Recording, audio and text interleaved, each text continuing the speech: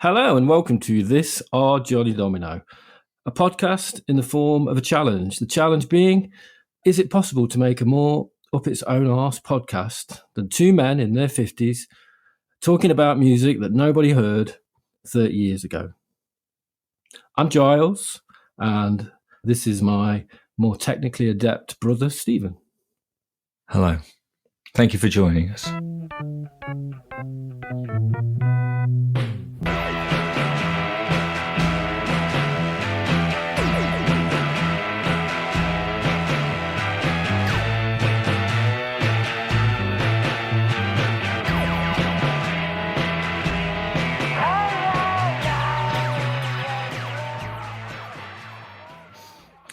Oh, lovely.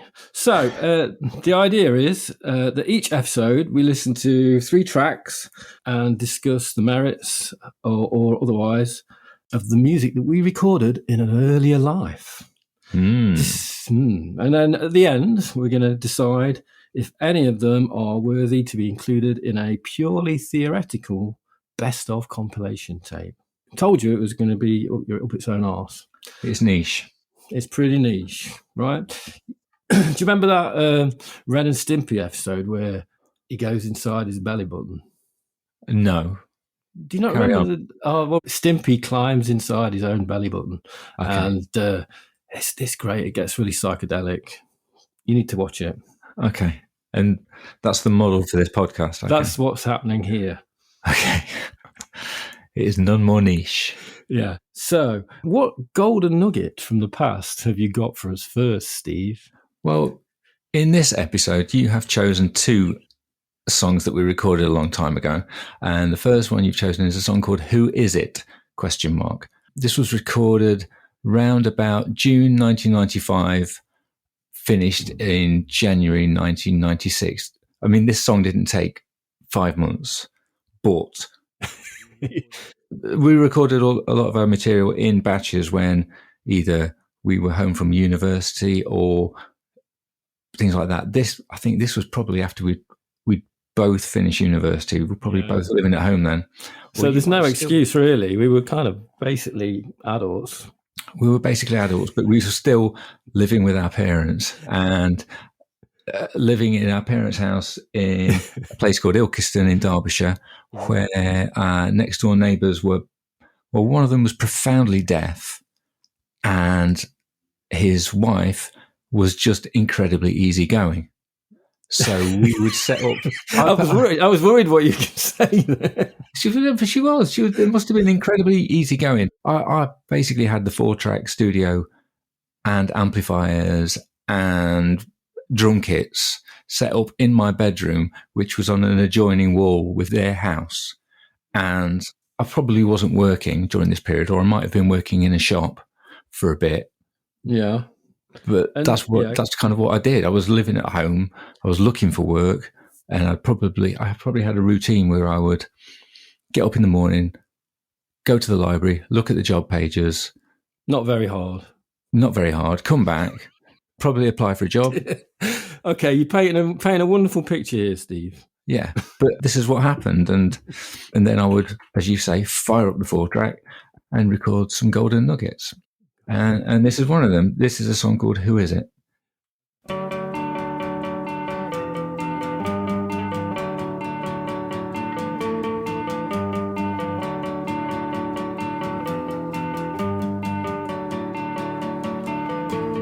So just stop it there, Steve.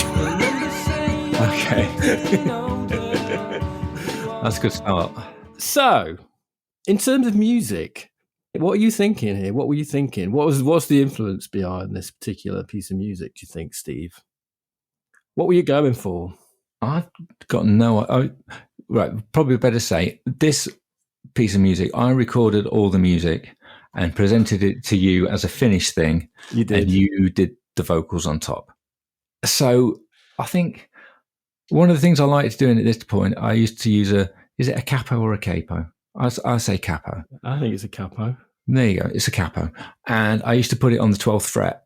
Yeah. And so the electric guitar, the capo is on the 12th fret. Yeah. And the acoustic guitar is probably in drop D tuning. and that was it. We didn't have a bass guitar. No. So I probably made a little guitar bit up, recorded it with a click track. But one thing I do remember about recording this particular track is I recorded the drums by moving them onto the landing. That's cool. But look, I want to talk about that in a minute, but I want you to tell me, like, what were we get? We were kind of indie, we're going for like pavement sort of thing then, do you think? That's undeniable. You know, we were, if you want to go back into prehistory, then, you know, we were in a band who had some interest from a Norwich-based indie label called Wild Club Records, and they paid for us to record an album on the strength of some demos that we'd recorded, and then we recorded that album, and then nothing really happened with it. And I think by the time we were doing this sort of music, we kind of lost interest in that kind of thing. We were into things like Pavement, like you said, and Palace Brothers, and people recording in their houses and recording in their houses with their mates. So there was a thing with it, wasn't it? We were kind of part of a thing in that respect, right? Yeah. I think the guitar kind of reminds me of that sort of thing, Pavement. And then when the drums come in, yeah, they've definitely got that kind of vibe. Anyway, we'll carry on. But what do you think the numbers are saying? What numbers? Just start the music again from that point. You've lost me completely. You'll get it when the lyrics start. Oh, the numbers. Oh, God, sorry. I never took any notice of your lyrics.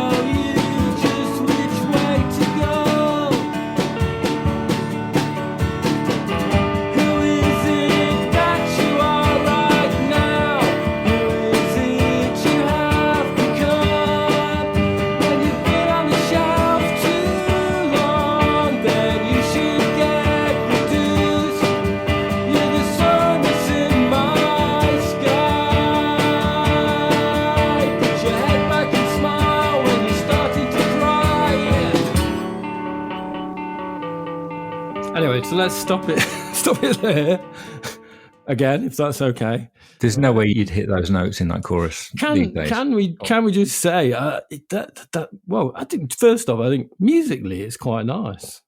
It's lovely. Don't you think? I think the musically that's pretty nice. I like that, and my voice cannot do that anymore.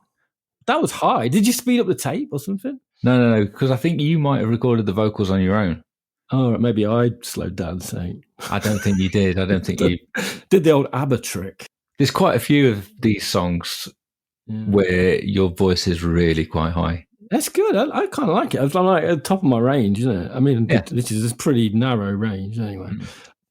Lyric analysis time. Okay, so what is going? Who am I singing to there? What is going on? Right.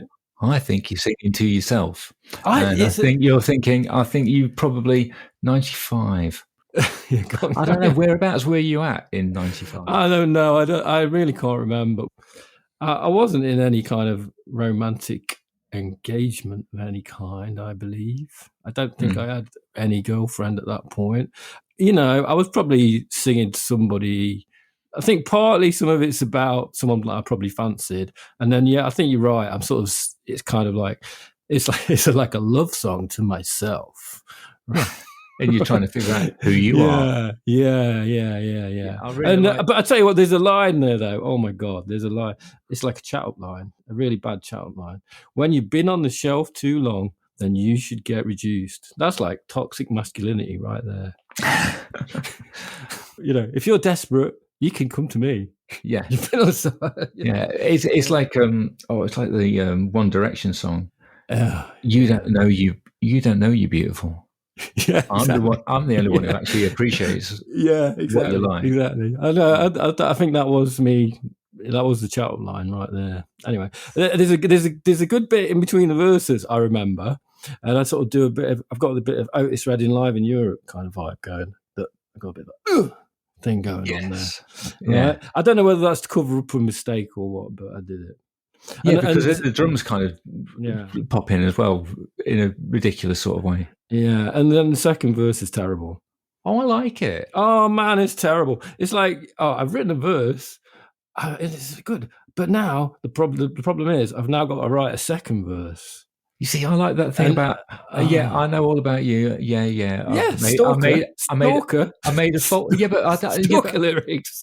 But I like that thing about I made a folder. You and your psychic pet, your house when it's colder, your dad like a boulder, the chip on your shoulder. I just like the sound of the words. Well, I mean, I could think of some people whose dads were like boulders, definitely, and people with psychic pets, and numerous girlfriends. Anyway, should we carry it on? Yes, we can try.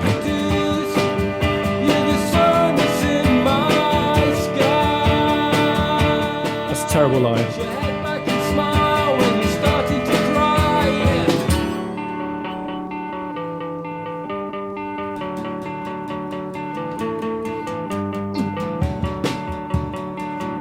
Good God. Hit me now. Hit me now. I know all about you. Yeah, I made a folder.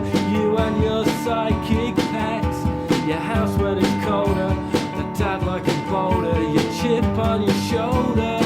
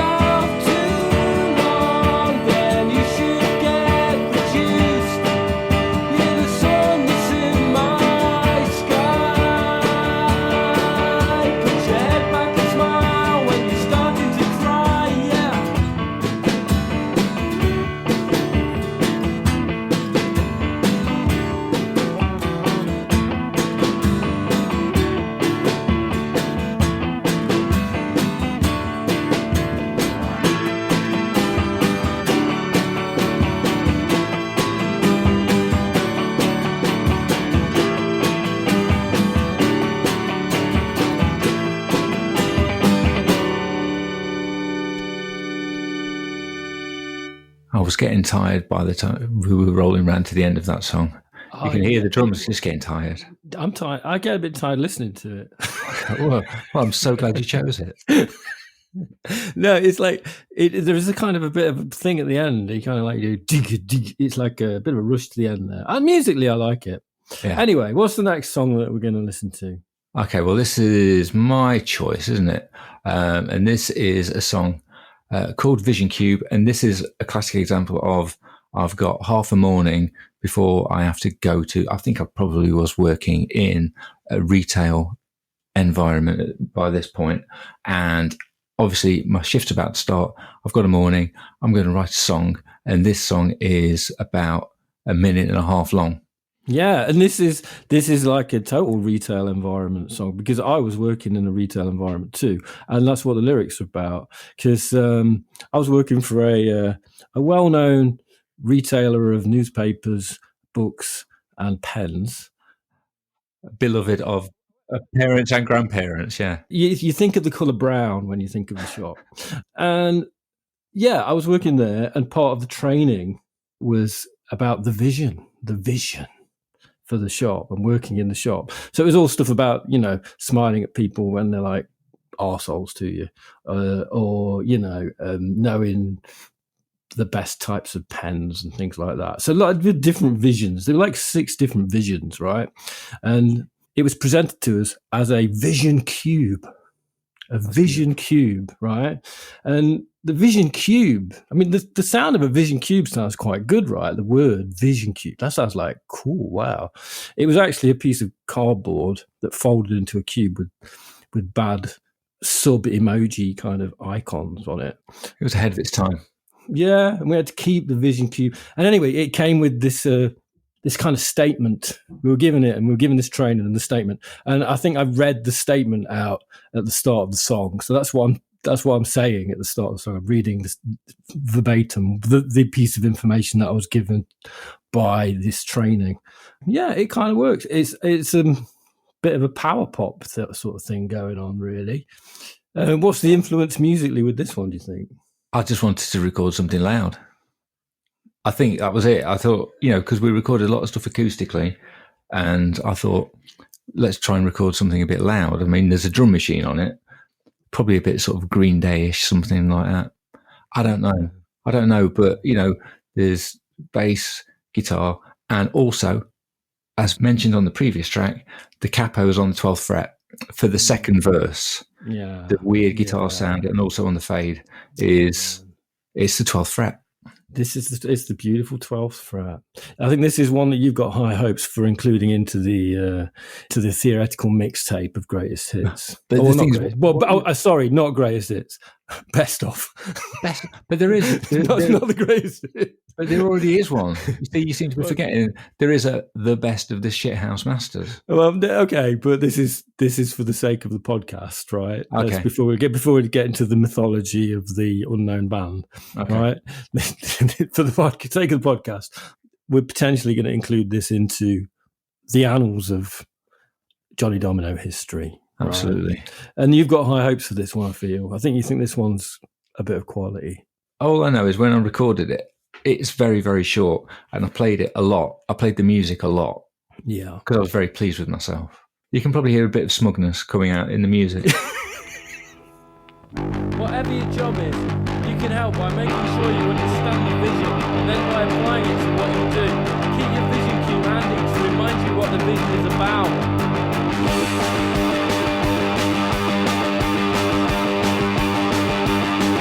Now look, we've been waiting for the weekend all week long. Hey, look out, there goes another one. Walk around looking for something that I won't ever find, and now my nerves are burning bright. Fashion kids on a photo shoot, fashion trucks but the same old gear. Rock and roll is here to stay, and I for one I'm glad it's here. We've got good and bad times behind you and me, and more good and bad times as far as I can see.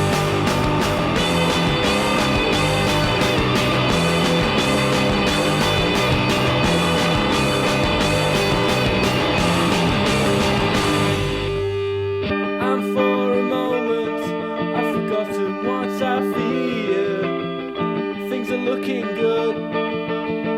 Hey, this could be my year.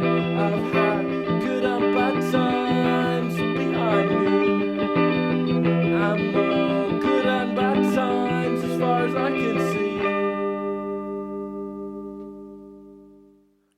I particularly like the middle class football fan line of rock and roll is here to stay, and I for one I'm glad it's here. I just think that was great. I love it too. I think it's nice, that one. I like that. That was good. That was a good one. I don't mind listening to that. I like the guitar sound is great. There's like a sort of a guitar solo that sounds a bit like a saxophone. Well, that's the 12th fret again. But by that point, I'd stomped on the pedal. Yeah, no, it sounds cool. It sounds cool. Poignant. Yeah, I would say. Poignant sax-like solo. But is it? It's like pre-emo stuff, isn't it? Oh, it's probably it's a bit of that. It's probably a bit of Weezer in it as well. We invented Weezer. We invented emo. We didn't. We just rode it whatever we could. Yeah, I did like that. It's a good song. Okay. Okay, very nice. I think we both agreed that one is an okay one. It's pretty Thank goodness. Thank God you've included that. Especially because we're talking about the next one. The next one is one that I'm probably not listening. Well, this is one that I've not listened to for at least, well, certainly over 25 years. Well, we recorded it in September 93, or like it's somewhere in 1993, and you probably haven't listened to it since then. No, I don't think so. But the title's interesting, right? We could talk about that. And the music, it's the kind of bass line that only I could have written. I don't think you did. Are you really going to take credit? No. The music of this. You see now, because this is like but in my memory, right?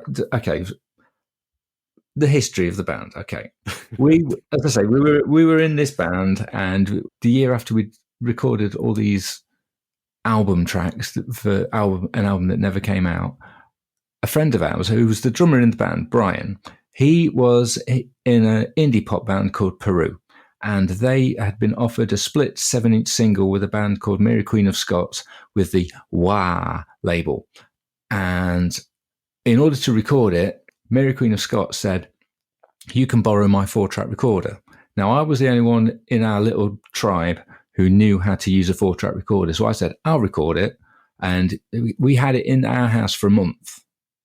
Mm-hmm. And in that month, we decided, we'll record some songs as well. In fact, I think Brian left his acoustic guitar in our house. So that's the one that I use on the first load of Johnny Domino songs that we recorded. And your girlfriend of the time, Abigail, is on this track, and she's playing the bass. Oh, right, okay. I'm positive it's her playing the bass. You think? It's sloppy in a kind of a nice way, and I think she might have even made it up.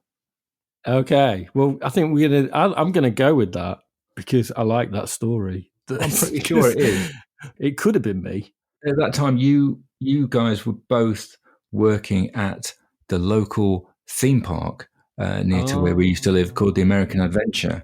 I was working in a supermarket stacking I think we'll shelves. talk about the American Adventure another time. Yeah, well, there's a lot to say about that. There's a lot to say about the American Adventure. There's a lot to say about the American accent. Anyway, let's not ruin the joy of this, right? Let's let the song ruin itself. Let's let it rip, and maybe we can stop it at key points if we need. Okay.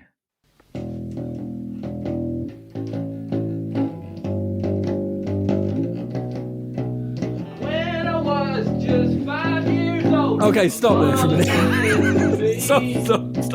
Stop. So, what kind of accent was that? That was an American accent. Was it? Can you be more specific than that, do you think? No, I don't think you could be either at the time, and that's the problem with it. Yeah. I mean, what do we think? There's a discussion point. Okay, what do we think about people adopting American accents in rock and roll music? I'm not a fan of it. Mick Jagger did it. Not a fan of Mick Jagger. Bit of a bombshell there, Steve. Come on, the whole of the Rolling Stones back catalogue. Come on. Well, I'm sure when he hears this podcast, as he will, he surely will. I'll have a chat with him. Okay. I didn't know that. I didn't know you were kind of so hardline with the anti-cultural appropriation. This is when I was trying to figure out how I would want to sing. So I was like playing around with an American accent. Yeah. Not a very good one. So it's a bit weird. It's weird. And this is so I'm weird. This song is called I'm Weird. Yeah. It's weird. So anyway, there's some peculiar singing. But yeah, that bass line. Yeah, it's sloppy. I like it. I quite like the sound of that bass. Mm. What other instrumentation is going on there? Well, I play a bit of acoustic guitar on it. Mm-hmm. There may be some shakers that were applied afterwards. Mm-hmm. But I think everything is being recorded at once, probably using a microphone that we borrowed off someone else. there was a microphone that had two. It was like a stereo mic. So we probably just stuck that in the middle of the room and recorded that. And then there might be a bit of percussion coming up later. And then there's some backwards speaking. Oh, that's the bit I really like. Let's get to that. I really like Okay, it. let's go.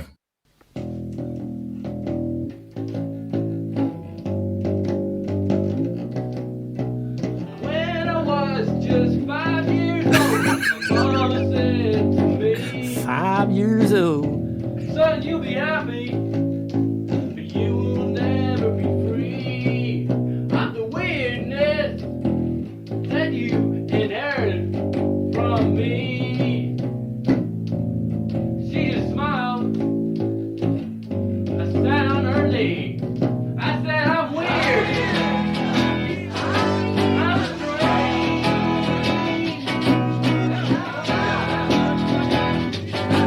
I'm not plastic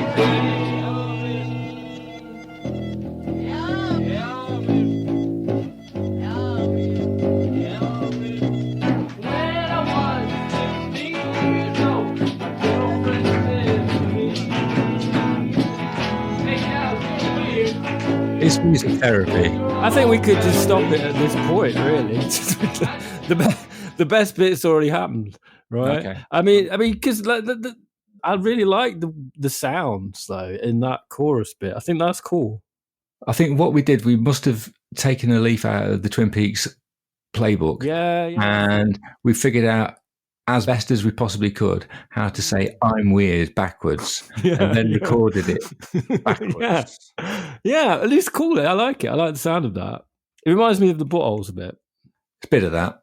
And I think I'm in that annoying I play the guitar sort of way. I'm playing guitar when we're recording the backwards vocals as well. Oh yeah, there's some that little speedy kind of sound going on. Yeah, it's just yeah. My mama. What did your mama say to you? My mama. I don't know. I wasn't aware I had a mama. Well, I don't think she was aware that she was a mama either. No, there you go. I'm undecided whether we play the rest of the song. It's just, I don't know. I'll leave it up to you. Yeah. Should we finish it? Is there some more weird sounds? For the sake of completeness, for the recording, let's do it, okay?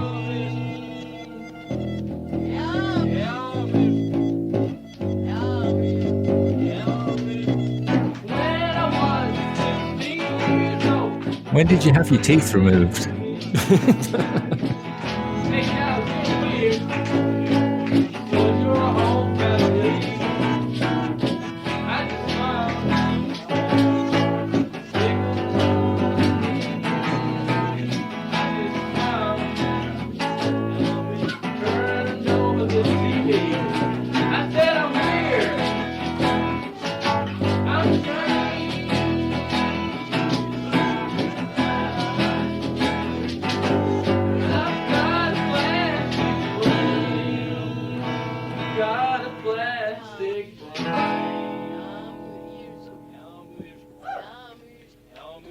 I'm weird.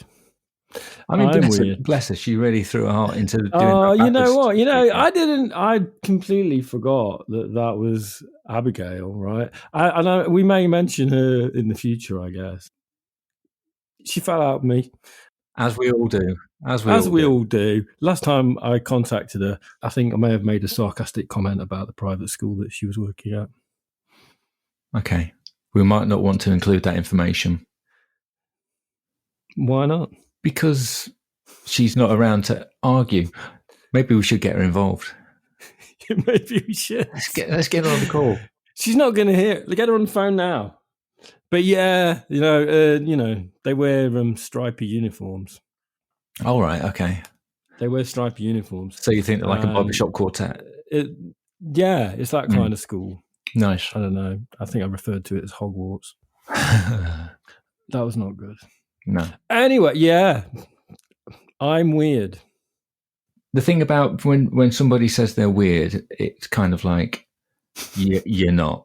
You're not. There's a bit of that with that song. It's like, it was a thing though, wasn't it? Like thinking back to how things were back then, right? Mm-hmm. it was a thing to sort of set yourself apart and say that I'm not like normal people. I'm weird. Not like you squares. I'm not like you squares. Whereas I don't think people do that so much anymore. No. Well, we wouldn't know. Because we're full-time squares. Maybe the kids are still doing that. Who knows? Maybe they can let us know. Okay, so we've heard our 3 beautiful songs from the past. We now need to decide, just to finish off, which one of those 3 songs, Steve, do you think we should include in our theoretical mixtape?